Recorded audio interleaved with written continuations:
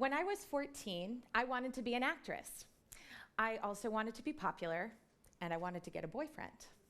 And I thought that the only thing standing between me and reaching my goals was the fact that I wasn't skinny, at least in my mind.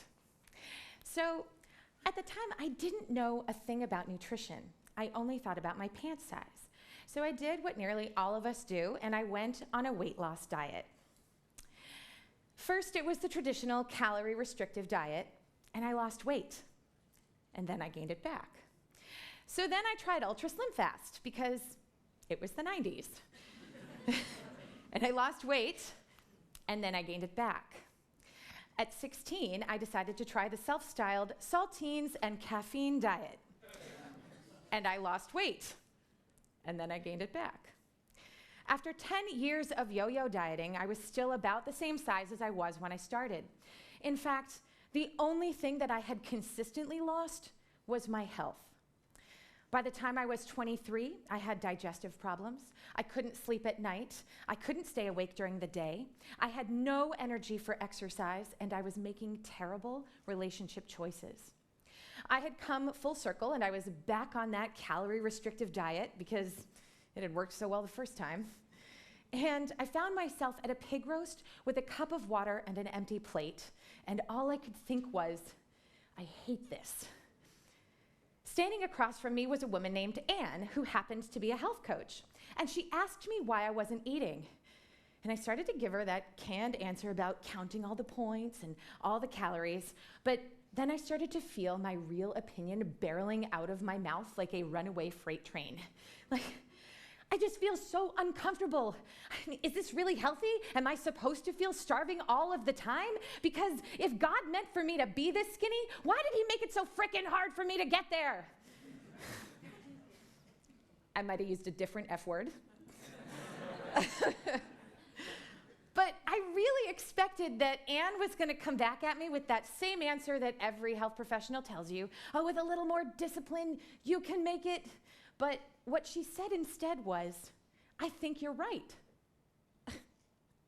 I'm sorry. Back that up. You think I'm right? An actual health professional agrees with me that feeling this bad isn't actually healthy? That was the last day of my last diet, I'll tell you that. With Anne, I shifted my focus from skinny to healthy, and I started to learn about nutrition. I became so fascinated by food science and emerging research that I actually went back to school to formally study nutrition despite having a successful acting career. And this is what I learned. That yo-yo diet cycle that I was on, that's true for 90% of people who go on any weight loss diet. Weight loss boomed in the 1980s.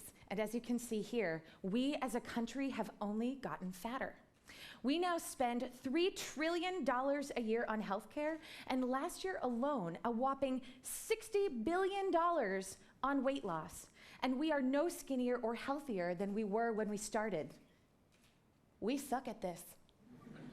And yet, we keep doing the same thing over and over and over again, expecting a different result. That is the very definition of crazy. We are totally focused on the wrong thing, so I'm going to suggest something even crazier. If we want to stop obesity, we need to quit weight loss. And we need to replace it with a focus on healthy. Skinny and healthy are not the same thing. And the linking of the two, it doesn't help anyone.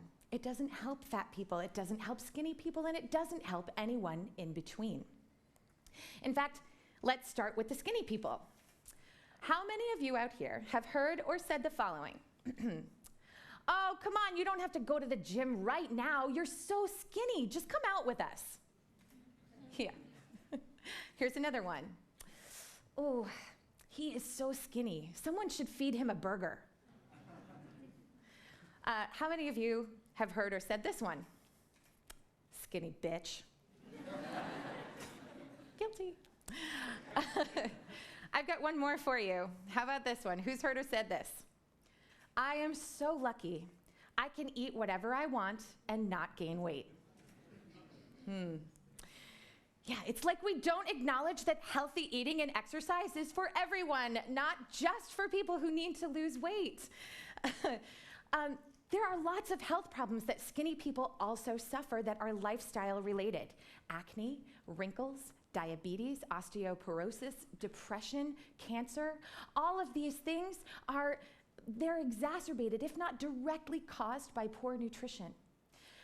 For anyone who doesn't meet this ideal body size, the shame that comes along with our so-called imperfections can be soul-crushing.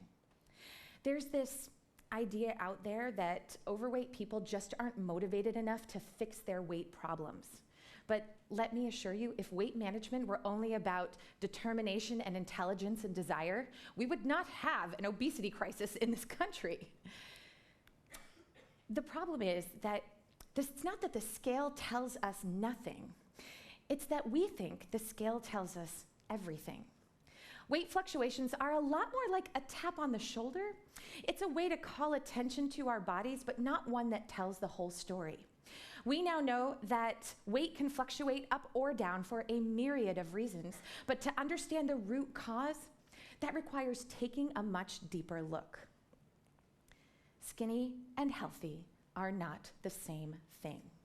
And confusing the two divorces us from the purpose of food and exercise, which is nutrition.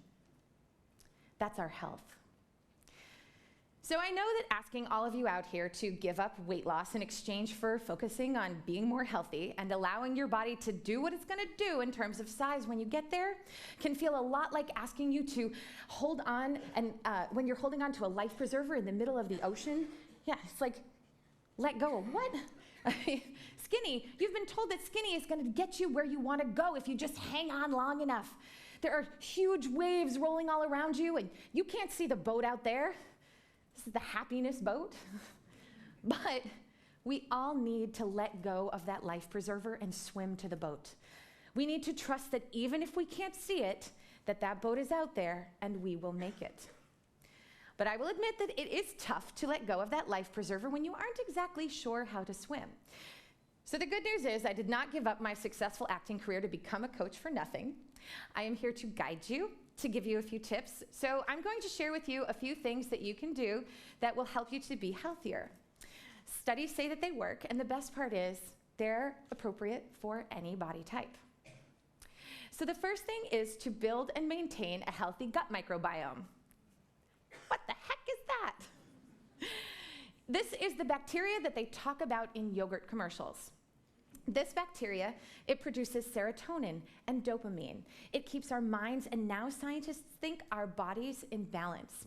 It protects the lining of our intestines from the toxins that flow through our digestive tract. And when that lining gets disrupted, any body, no matter its size, can suffer ill health consequences. Anything from heart disease to depression. But we can all take action on this, because guess what this gut bacteria thrives on? Fruits and vegetables. So you can eat all of the yogurt that you want, and you can take all of the probiotic supplements that are out there, but unless you are eating enough fruits and veggies to keep that bacteria alive, those supplements are doing you no good. Scientists recommend 10 servings of fruits and veggies a day to keep that bacteria alive. Now, I know that can feel a little aggressive for some of our veggie newbies, so let's go with the 1, 2, 3 rule. 1 serving at breakfast, 2 at lunch, and 3 at dinner. The second thing that science tells us is to move with joy every day. Please note that I did not say exercise. Exercise. If you hate it, you're not going to do it. So I think that joy is the key. I love to run up stadium sections with a free fitness community called the November Project. When I show up to my workouts, people hug me. They tell me they're glad I'm here. I'm an actress, and I live for applause. So when someone is at my workout and they're cheering me on as I'm working harder, I am more likely to show up. Community is my joy, and it works for me. Find what works for you. Number 3, we now know that healthy relationships play a much bigger role in the overall health of our bodies than we ever thought before. Long-term stress induced by unhealthy relationships can have dire health-altering effects on our body. Once I understood this, the phrase, "you are killing me," like, you are literally killing me. Yeah, this took on a whole new meaning, so I started breaking up with the unhealthy relationships in my life, and my body has never felt healthier. The fourth thing that science teaches us is to sleep more.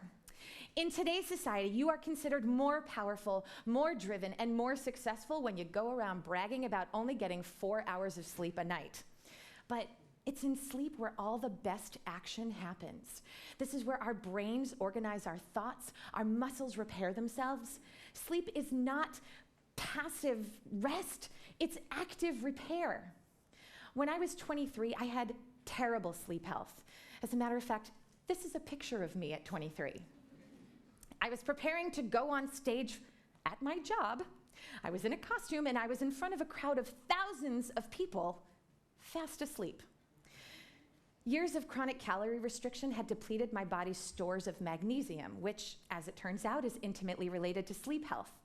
So I now have more energy at 36 than I ever did when I was 23.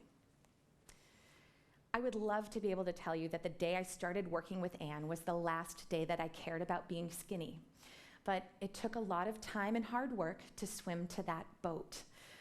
I remember worrying that if I wasn't focused on weight loss, how would I ever reach the rest of my life goals? Like, if I wasn't totally focused on skinny, was that gonna mean that I was never gonna become a successful actress? Or worse, was I doomed to be single forever? But then I started looking around at real life examples of people who had the things that I wanted. And I realized that all of these things, friends, career, love, these things are not tied to a single body type. But what they do all have in common is that they require passion, confidence, and energy. And trying to be skinny had been robbing me of all of it. Trying to be skinny made me feel tired all the time, and it made me feel unworthy. So I let go of the life preserver, and I started to swim. And I got the friends, I got the career, I got the love. I never got super skinny, but I was too busy being happy to care. I now have energy, I now have strength, I have confidence. Unlike what pop culture tells us, that there is one target, one size that is the best, we have now learned that health is very bio-individual, and the trick is finding what your target is and gauging your health from there. Understanding that skinny and healthy are not the same thing allows us today, as we are right now, without changing another thing, to pursue our goals, our passions, and our dreams with confidence. If I could go back and talk to my 14-year-old self, the first thing I would tell her is, forget skinny. Healthy is going to bring you all of the things that skinny never could. Thank you.